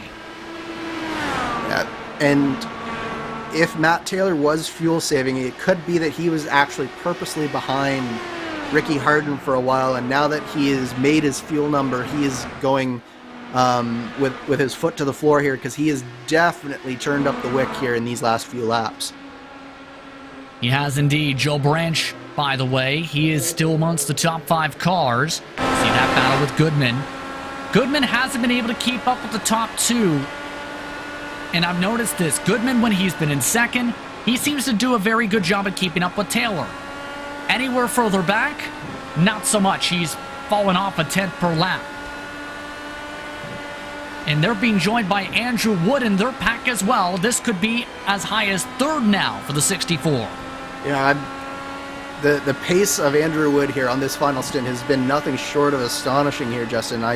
don't know how he's been able to keep up the lap times he has. As we see Matt Wagner going really deep into that corner, he's going to pay for it on this back straightaway, and it's going to allow Andrew Wood a nice run here, and I think Wood's got a stranglehold on 5th now. To the inside of the Dark Horse Racing machine, Andrew Wood up the spot. And he makes it look very easy for a guy who says, as you've seen in front of his face, that this is a Zamboni he's driving.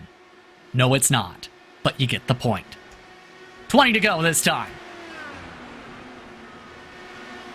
20 to go, and will Wood have enough time to really make a dent into this top 3 here? He's got 2 really strong power slide drivers in front of him, and he's no stranger to looking at the back of a power slide motorsports car. He's been fighting with them throughout his iRacing career, so there's definitely going to be, I think, a little bit of extra incentive for Wood to get around these 2 drivers right in front of him. Meanwhile, checking back in on DeMade, who was very quick at tracks like Richmond, Iowa, and company last season.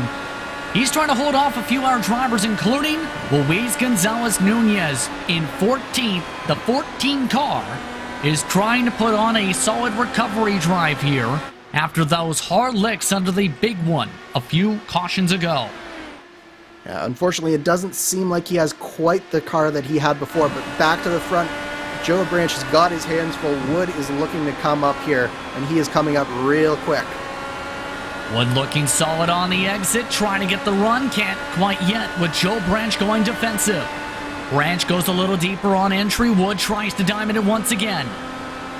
Bit of a checkup on the corner exit, can't get the run quite yet, just seems to be stuck behind the Owen Black machine, tries to send it to lick the stamp. Can he make it stick? You know he does not. Branch is able to hold on firmly. And this is the benefit of having a teammate up there with you, is you can do a little bit of coordination, and I'm sure Branch and Goodman are talking through it and trying to feed as much dirty air as possible to Andrew Wood to make it as difficult as possible, but Wood is really starting to pressure the back of both of these cars here. Trying to bottom yet again. The bottom again, no dice.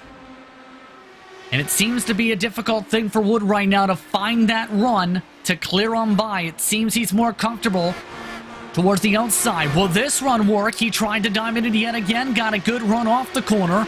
Hard send for the spot for 4th. And again, Arrow Wash checks him up. This time he pinches him up. Joe Branch had to get out of the gas there in order to avoid a collision, and that's all that Andrew Wood needed in order to get by the 28 car there. And now Wood has his sets firmly sight on Michael Goodman in the 99 power slide car right in front of him. And he just might have a podium here by the end of this race, Justin. It's looking very confident and very good for Wood to at least get up there. He is picking up more time now. He tries to diamond it once again and get around the 99. He's had to come from the very tail end of the pack tonight. Wood gets the run. The block from Goodman, a huge checkup as the Arrow Wash takes him up the circuit. And that's allowed Branch to have one more run at him. It'll be interesting to see if Branch pulls back in, tries to get the draft, or whether he carries him all the way down in the corner here. It's going to be very important for Goodman to try and help Branch as much as possible, but it looks like Wood just has the strongest car here for now. He's going back for 3rd right now. The big send again for 3rd. This time Wood takes it. Andrew Wood, a race high 3rd, up 33 spots. 11 laps to go this time by. 3.1 seconds the difference between 1st and 3rd, all while Matt Taylor, bottom corner of your screen, has pulled away by about 2 seconds from Hawkins the 3rd. The thing is, though, it might not be over. Wood is still closing in. He's within a second of Hawkins the 3rd now. Yeah, Wood is definitely on the charge, but Michael Goodman just had a disastrous set of corners this last time through here. Through turns 3 and 4, he and Trevor Malone got very, very close, and it just looked like possibly a little bit of contact between the two. Has shuffled Goodman, where he was 3rd, all the way back now to 7th position at the end of that train. So real shame for Goodman there. He was having a really strong drive to that point. But Wood is on a mission here. Hawkins has been left by Taylor, and now he might be right for the pickings of Andrew Wood. Wood has closed up half a second in 1 lap already. 2/10 quicker than the race leader last time by as well. Under 10 laps to go. Wood tries to do the improbable, but he does have traffic to potentially deal with 2 up the road as well.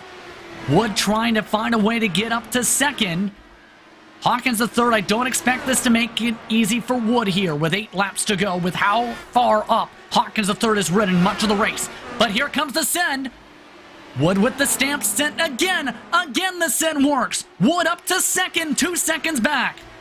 I definitely think Vern Hawkins III is saving fuel. It doesn't look like he had the full power available to him, as Branch is now closed onto the back of him as well. So yeah. I think that's probably definitely a factor here. But now the question becomes, can Andrew Wood find a way to get up to the back of Matt Taylor? There's 1 lap car in between the 2 of them right now, and that's all that stands between Andrew Wood going from the very back of the field with an end-of-line penalty to the very front in 7 laps here. Keep in mind, several drivers trying to stretch on the gas to, for some of them, the longest distance they'd have to go tonight. 57 laps. Matt Taylor, he's dropped to the 22.7s, albeit he had traffic ahead. Wood, coming to 5 laps to go, needs to close up 1.5 seconds to challenge the race leader. Taylor's led 129 laps so far out of 170. Absolutely amazing stuff here from Andrew Wood, but he still has 1 more car in between the 2 of them. That's, I believe, the 2 of Gary Godso going 1 more lap down here. But it's so close for Andrew Wood. I'm sure that at this point, Matt Taylor has forgotten all about fuel saving with that 64 car closing in on the back of him. And it could very well be that there is now nothing in between the 2 of them, but 1 second now. 1.2 seconds, in fact, now between them, under 4 laps to go. How does Wood do this is the big question. Clean track for the most part ahead, just 1 car, potentially a factor in Sam Crow. 1.1 seconds, 3 laps to try and do it. It's Matt Wagner and Trevor Malone here are fighting over 5th and 6th position. Matt Wagner has been defending like crazy from Trevor Malone, but the action, I think, is at the front of this field with Andrew Wood. He's now down to just over a second. He's cutting through the gap every corner, but I just don't think he quite has enough time left in this race to really get up to the back of Matt Taylor here. 1 second back, 2 laps to go for Andrew Wood. He's trying to push hard, nearly up to the wall. Half a 10th gain down the backstretch. Coming up to the white flag, this time by for the MOZA Racing Milwaukee 175. Will be Matt Taylor or will be Andrew Wood? 6/10 the gap, final time around. Andrew Wood is so close. He's gotten so far in this race, and I just think he's going to come up just a little bit short here, Justin. Half a second back. Will that be the case? 4/10 back. Taylor holds on to the bottom. He's starting to sputter.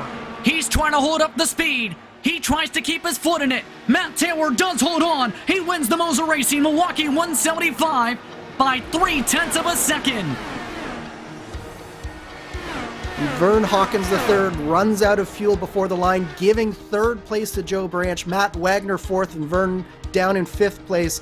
A few other drivers also just weren't quite able to stretch it, but the story of the race here, Matt Taylor did just enough to have just enough fuel left, held off Andrew Wood. What a drive from Matt Taylor, and what a recovery drive from Andrew Wood there at the end. This finish moves into the top 7 all-time in Lionheart Speedway Series competition in its short history so far. 0.293 seconds. Matt Taylor dominates, but it took a lot of work to get here for the number 8 machine. He's shown great improvement. He showed great speed in his Lionheart career. He breaks through for the victory here tonight at Milwaukee Mile. And you can see already no burnout. He might be out of gas. I definitely think that he's out of gas. He used every last drop of fuel that car had in him, but that's all that he needed was to get across the finish line first, and that's exactly what he did here today. An incredible finish to tonight's action. Here's a look at the unofficial race results brought to you by SimRace 24/7.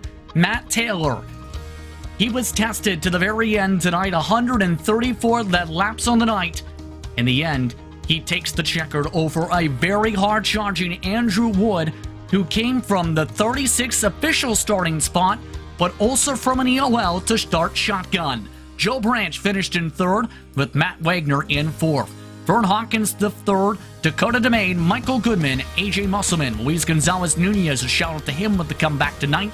Trevor Malone rounds out the top 10. 11th spot tonight went to Samuel Ryman, another consistent finish for him. Jim Herrick finishes in 12th for the rookies. Jeff Sheehan finishes 13th. Gavin Sanders, the last car in the lead lap, finished in 14th. Ron Hacker was the first driver one lap down, with Big Joe Hassard in 16th. Greg Forsythe, Shane Coogan, Mike Rigney, Hugo Gallas, the top 20. Isaiah Dupree finished in 21st, the last car one lap down. While Gabe Wood was involved in the big one, he finished in 22nd. Ricky Harden looked comfortable in his running spot before his issue under caution coming to the 1 to green, seeing him finish 2 laps down. Mike Gibson, Sam Crow also finished there, with Gary Godso 4 laps down 26. Chris Fowler was involved in the big one in 27th, along with Paul Jenkins. Matthew Short also collected. Ryan King finishes in 30th.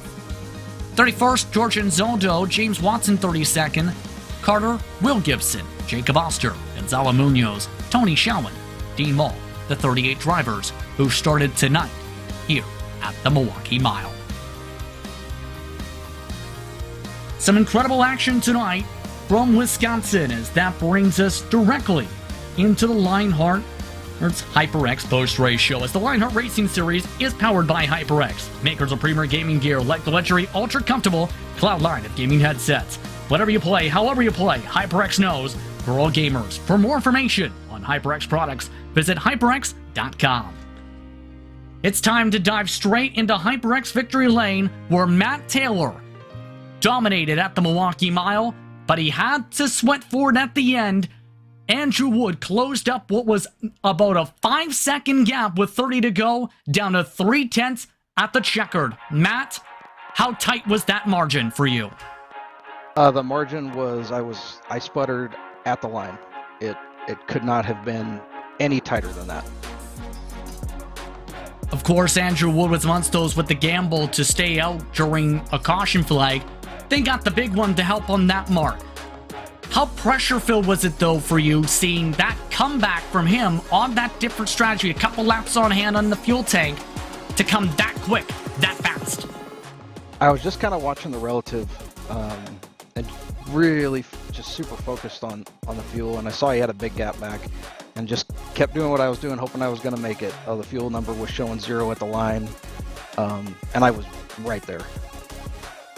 An incredible win for you tonight, Matt. Congratulations on the W. Hey, thanks. I'd like to jump in real quick. Thanks to Raceverse.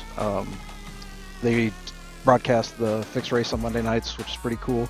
Got Sunset Arctic on the car. He's got a game on Steam. It's pretty neat. And 4D Racewear. It's a brand new company. They've got some racing gear coming out that looks pretty interesting too. But thank you, guys. Once again, that's Matt Taylor, your winner tonight in the Lionheart Speedway Series. Andrew Wood finished in second. From an EOL and starting shotgun to nearly winning the race after coming back from 5 seconds behind on the different strategy with about 30 to go. Talk about the charge, Andrew. Oh man, where do I start? Yeah, so starting from the back, you kind of have to have a mindset of what could happen mid-pack with different packs of people trying to race each other, and it definitely was kind of busy in the middle, back of the pack. For sure. So really it was just kind of saving my front tires for the first stint, just kind of hanging in there, and once the positions kind of opened up for me, I took advantage, but I definitely wanted to hold my right front especially, for the end of the stint, and I was the fastest car on track at the end of the first stint, around lap 48, 49 or so. So it was just kind of making up positions from there and trying to make sure I had the right fuel strategy. I was hoping to make it on one more stop with the third. It was the second or third caution in there. But once I was in the lead and that last caution came out, I knew I had to bail because everybody else was probably going to make it. So just tried to run my race from there and see where I could make from there. Well, you should probably know Matt Taylor was sputtering at the line. That's how tight the margin was on the gas. Now knowing that context, what was the emotions like with you closing up coming that close to victory after, of course, what happened last time out, and you mentioned after that race how much you love this track. Yeah, so I had Jason Brophy on my box, and he was giving me updates. He was telling me that Taylor was definitely kind of sputtering towards the line. So, it just is what it is. If I had made it by Branch and Goodman a little bit earlier, might have had a shot for something there. But I definitely kind of felt like I had a shot right on the last lap, especially when I started closing that little bit. But, I mean, good job to Matt Taylor for saving that little bit of fuel. If that was me in the lead, I would have been praying for the same thing, just hitting that number and making sure I make it. Congratulations on the podium, Andrew. Yeah, definitely. Thanks. That's Andrew Wood's second spot tonight. Joe Branch rounds out the top 3. And Joe, hard fighting for you throughout the night. With your yellow and black machine, you look to sting like a bee. You stung like a bee to the podium. How does it feel? It felt good. Felt good. Good run. Top 10 all night. Just was trying to find my advantage with the fuel. As soon as I thought I found it, then here come Wood flying behind me. I realized I had to go. So, but it was a good race to the end. It was fun. How difficult was it to try and position yourself in the battles? It seemed at times aero wash was a bit of a factor, with several drivers trying different lines. Yeah, I really liked the car in traffic. I felt like I could kind of go where I wanted. It was just all about momentum and not getting yourself in a bad place. Felt like I had a really good race. I think I passed a handful of guys. Don't think I got passed by too many. So kept moving forward and had a good run. Top 3, definitely something that can keep the momentum up going into a Triple Crown race. It's going to be intriguing at Pocono. Congratulations on the on the podium. Thank you, guys. Thank you. That's Joe Branch rounding at the top 3. I'd like to thank him, Andrew Wood, Matt Taylor for taking the time to speak with us. But the Milwaukee Mile put on a show tonight, Andrew. Attrition, yes, was there. But heading into a Triple Crown race next time out, the tempo has been set for some of the contenders for this year. Yeah, there's absolutely been some cream rising to the top here. We've seen some speed from a number of drivers, Andrew Wood, Matt Taylor, chief among them, and they'll definitely be looking to continue that momentum next week at Pocono for that first Triple Crown race. But it's an entirely different challenge that sits before these drivers next week. The only true triangular oval on in the world, and it is a real challenge in these cars to try and make that car work on all 3 corners. So it's going to be very, very interesting to see how these drivers work with the setup and everything and the challenge next week. It's going to be a very entertaining Triple Crown event next time out, Pocono Raceway. Be sure to tune in. But on that note, I'd like to thank the many sponsors who help support Lionheart Racing Series, starting with the title sponsor of the Speedway Series, MOZA Racing. MOZA Racing is revolutionizing sim racing with the development of industry-leading hardware and software products like their R9 direct drive wheelbase and GS steering wheel. Featuring zero-delay wireless technology and made from high-end materials, MOZA Racing delivers the precision you need to reach victory lane. The Lionheart Racing Series is powered by HyperX, makers of premier gaming gear like the luxury ultra-comfortable cloud line of gaming headsets. Whatever you play, however you play, HyperX knows we're all gamers. For more information on HyperX products, visit hyperx.com. You're passionate about sim racing, but it always feels a little flat compared to the feeling of driving a real car. Now you can actually feel what it's like to drive a race car. Buttkicker, haptic hardware and software are easy to install and let you feel every bump in the track, slip of your tire, and engine redline. The tactile feedback is so accurate and realistic, you'll be driving faster and having more fun than ever before. Next Level Racing is an industry-leading cockpit and motion simulator manufacturer devoted to creating the most immersive experience possible for the global sim racing community. Take your racing to the next level and visit www.nextlevelracing.com. Gomez Sim Industries are makers of high-end esports equipment and controls. Precision built using nothing but the best materials available today. Passion and hard handmade craftsmanship drive each made-to-order build, creating a driving experience like no other. Visit GomezSimIndustries.com. It's not just those 5 names, but so many more that help make things operate as they do with all the partners in the Lionheart Racing Series. To learn more about them, visit lionheartracingseries.com. You can also find out more information about the 3 competitions that the Lionheart sanctioning body runs. Entertaining action all throughout tonight here at the Milwaukee Mile. The next time Lionheart Racing Series action hits the track is this Thursday for the first Triple Crown race for the Retro Series presented by Next Level Racing. Or Pocono action for the MOZA Racing Pocono 250 presented by Extreme Scoring. Coverage starts 10:05 p.m. Eastern on April the 7th. The next time the Speedway Series hits the track is for its triple header at the same track, the Graphics Esports Pocono 300. Coverage starts 10:05 p.m. Eastern. With that, it's time to say goodbye. For Arjuna Kankipani and Andrew Kinsella, I'm Justin Prince. Thank you for watching tonight's coverage on RaceSpottv and ESTV for Lionheart Speedway Series action. Congratulations to Matt Taylor, your winner from Wisconsin.